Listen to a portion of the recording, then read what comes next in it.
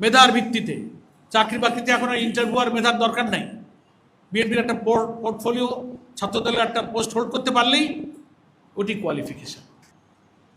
চাঁদাবাজির সব মার্কেট, যাদের স্লোগান হলো সবার আগে বাংলাদেশ, সবার আগে বিএনপি। একেবারে দলীয়করণ তো হয়ে গেল।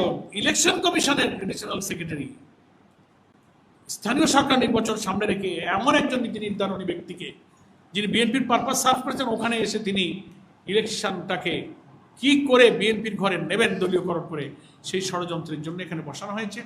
আমরা আজকে এই যে ছাত্র দলের নেতৃবৃন্দ, বিএনপির নেতৃবৃন্দ, অবসরপ্রাপ্ত ৬৭ বছর বয়সী যিনি নজরুল ইসলাম খান ভাই, আমাদের খুব সিনিয়র একজন রাজনৈতিক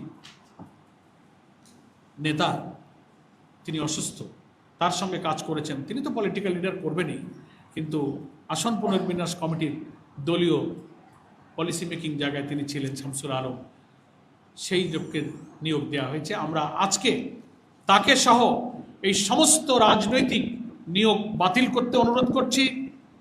তা না হলে এই নির্বাচন নিরপেক্ষ হবে না।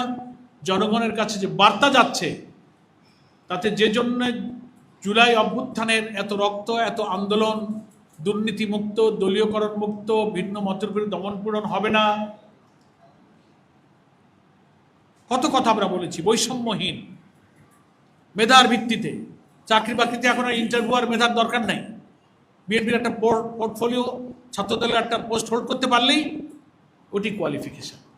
এটাই এখন বোঝা যাচ্ছে। তাহলে এই ফ্যাসিবাদের বিরুদ্ধে যত বক্তৃতা করেছি, আওয়ামী লীগ সব দলীয়করণ করলো, সব ছাত্রলীগ বসাইলো, শুধু নামটা পাল্টে গেছে, চরিত্র সব এখন ঠিক হয়ে গেছে।